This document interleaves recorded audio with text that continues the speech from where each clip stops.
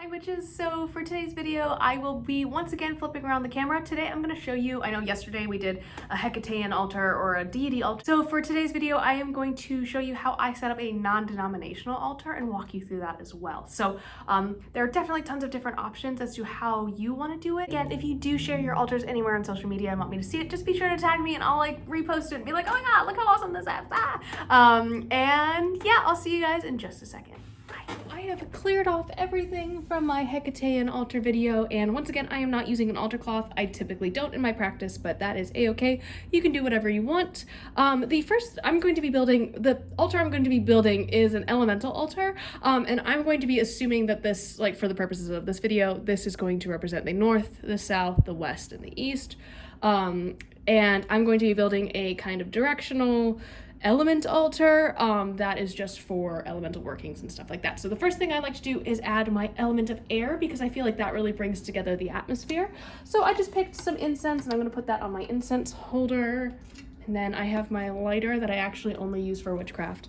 And I think that's a valid practice. Now that my incense is going, I'm also going to add this feather to represent the air. I found this when I was on a hike, so I don't know what kind of bird it is, but it's really cool and I like to use it. And it's going to go here, so this is going to go there, and that's going to go there. I like that image of like, they're kind of the same. It just looks cool to me. So there's that. The next thing I'm going to add is my earth element. So this is going to the north, and this is just a really cool fossil that I got for Christmas from one of my friends. And I just really like this as like representing the earth because it's just so old. It's a really cool fossil and I really like it. So I'm just going to put it right up here. And then I will add my obsidian, my amethyst, and my quartz, which is they're all kind of rough hewn. I do really like that they are rough hewn and that they kind of look really natural and like they have a texture to them. Tumbled crystals are my favorite, but these as a representation of the element of earth I think are really, really cool. So like that, I'm just gonna do this like that, just as a little representation of our planet. You could also use a plant or herbs for that, but I really like using crystals and I think that's really cool. So there's that. I also have this, which I think I'm gonna add, which is a piece of wood that I got from one of the witches in my Discord for Yule, and that was really nice. I'm actually gonna do that, hell yeah. Okay, cool. Sorry, I am legitimately building this and I get excited when I build things, so I'm sorry. Here, how about, yeah, okay. Perfect. Now in the south, I am going to be putting my Witch Wednesday's divination candle, which has like cedar and jasmine and, not jasmine, lavender and all sorts of beautiful things.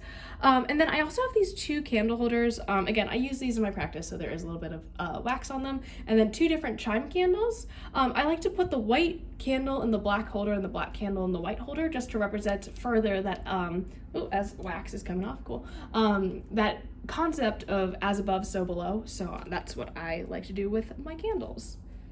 Finally, I'm going to be using this bowl and I'm going to pour some water in there.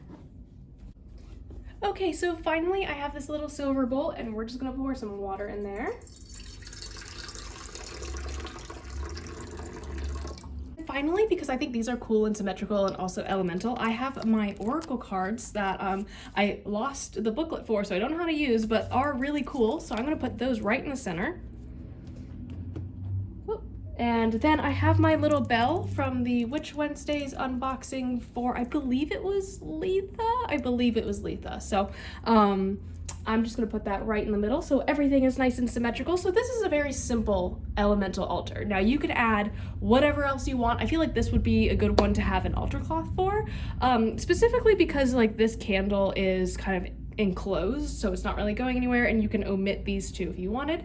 But yeah, it's very simple. So when I am working with the elements, I feel like it begs to be a little bit less ornate, like it's just going back to the basics, the elements of the earth. So I like to keep things a little bit more simple. But I do have everything here that I could possibly need, and I hope this kind of inspires you. So this is kind of like what a more simple working altar can look like. And maybe you can have other stuff around it, but this is how I would personally do it, if you're asking me. So anyways, I hope this gave you guys some good inspiration, and I will see you guys tomorrow.